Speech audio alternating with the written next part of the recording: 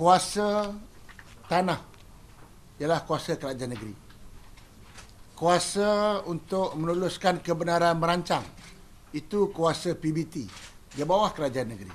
Mana-mana projek yang kita nak buat di Negeri Selangor ini khususnya, ianya tidak boleh lari daripada isu tanah dan juga isu kebenaran merancang. Baik, saya minta kerajaan negeri supaya memberikan kerjasama untuk kerajaan persekutuan melaksanakan segala perancangan yang telah pun dirancang oleh pihak kementerian dengan memberikan kepentingan rakyat terlebih dahulu daripada kepentingan politik. Saya ambil dua contoh. Contoh yang pertama, pembinaan balai bomba. Pembinaan balai bomba di Balai Bomba dan Penyelamat di Siti Alam. Pihak pemaju di kawasan perumahan Siti Alam telah pun menyediakan sebidang tanah untuk dilaksanakan Balai Bomba dan Penyelamat. Maka Kementerian KPKT telah pun merancang dan memberikan peruntukan sebanyak 3 juta kerana balai bomba tersebut hanya kategori D. Tapi amat malang sekali apabila tanah ini kita nak maju kan, kena bayar premium kepada kerajaan negeri. Kerajaan negeri mengenakan premium tanah sebanyak 4 juta. Lebih mahal harga premium tanah daripada harga yang Jabatan Bomba nak buat balai bomba. Bayangkan, peruntukan kita 3 juta, nak bayar tanah 4 juta. Ini menyebabkan projek tersebut terbantut dan tidak dapat dilaksanakan oleh Jabatan Bomba dan Penyelamat kerana sebenarnya yang saya nyatakan projek untuk buat balai bomba kategori D hanya 3 juta, premium tanah yang dikenakan oleh kerajaan negeri ialah 4 juta. Ini contoh, satu contoh, banyak lagi contoh. Satu contoh bagaimana rakyat yang menunjukkan bahawa rakyat akan rugi kalau kerajaan negeri hanya lebih mementingkan tabung kerajaan negeri tetap tanpa mengambil kira program ataupun projek itu ialah untuk kepentingan rakyat. Kalau kerajaan negeri mementingkan rakyat, sepatutnya kerajaan negeri yang boleh kenakan nominal saja. Nominal, tak perlulah bayar sampai 4 juta. Ini macam dia nak berniaga. Sedangkan nak buat Jabatan Bomba ni bukannya satu projek swasta atau projek yang boleh mendapat keuntungan kepada pihak kerajaan persekutuan. Tapi kita nak berkhidmat bomba ni kepada penduduk di kawasan Siti Alam. Begitu juga saya nak bagi contoh yang kedua. Ini saya ingat sebab masa itu saya jadi Menteri Pertanian pada masa itu. Di Puchong ada sebidang tanah dipunyai oleh farmer.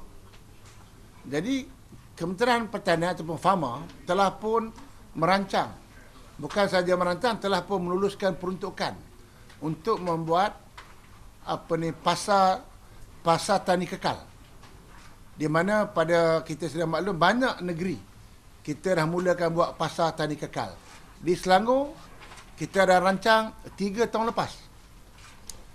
Permohonan untuk mendapat kebenaran merancang, kalau saya dimaklumkan dah buat dekat 3 tahun lepas. 3 tahun. Tetapi sehingga hari ini, saya dimaklumkan pihak farmer tidak dapat memulakan lagi projek pasar tani kekal di Puchong kerana pihak kerajaan negeri, pihak berkuasa tempatan masih main dindong-dindong. Berbagai-bagai helah dibuat dan akhirnya sampai sekarang kita tidak boleh keluarkan tender. Ini beza dia apabila kerajaan persekutuan dengan kerajaan negeri ini berbeza. Saya masih ingat dulu di Negeri Selangor dulu waktu kita sama-sama Barisan Nasional, selalunya apabila projek daripada kerajaan federal nak dilaksanakan, selalunya kita buat serentak. kita boleh kita laksanakan projek dalam masa yang sama. Permohonan kelulusan PBT dibuat. Jadi tidak perlu menunggu masa yang lama. Dan kemudian sebab sama-sama Barisan Nasional pada masa itu kita mudah berurusan dengan pihak berkuasa tempatan. Tetapi hari ini apabila kerajaan negeri ini dikuasai oleh kerajaan yang bukan Barisan Nasional, maka kerajaan federal kena ikut juga peraturan. Walaupun duit dah ada, tanah dah ada, tetapi kita tak boleh nak tekoh, tak boleh nak mula sehingga kita nak mendapat kelulusan daripada kerajaan tempatan. Saya ambil contoh sebab waktu saya pernah mengalami perkara ini waktu nak buat projek Fama di Kuala Selangor. Pada masa itu kita ingat projeknya taklah besar sangat. Kita pun dah setuju, tanah dah ada, duit dah ada. Fama mulakan projek. Bila Fama dah mulakan projek, kontraktor pun kita dah lantik, tiba-tiba mendapat halangan daripada PBT. Akhirnya projek itu tersangkut hampir dekat 2 tahun. Sampai sekarang tak siap lagi. Dah berapa tahun lah. Jadi ini beza lah di antara apabila kerajaan negeri berbeza dengan kerajaan persekutuan. Saya lihat apabila kerajaan persekutuan nak membantu, nak membuat projek-projek di negeri Selangor, akan mendapat beberapa halangan dan kurang mendapat kerjasama, dan akhirnya rakyat akan rugi. Jadi ada lagi contoh-contoh lain, tapi contoh yang jelas yang saya beri tadi, balai bomba di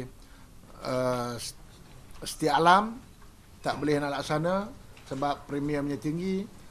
Projek Fama di Puchong nak buat pasar tani kekal lebih 3 tahun, masih belum lagi mendapat kelulusan kebenaran merancang. Duit dah ada, projek tak boleh nak tekoh. Kalau kita mula projek tanpa kebenaran daripada PBT, jadilah seperti projek Fama di Kuala Selangor, tengah-tengah buat mereka arah untuk berhentikan projek tersebut. Akhirnya projek jadi projek terbengkalai.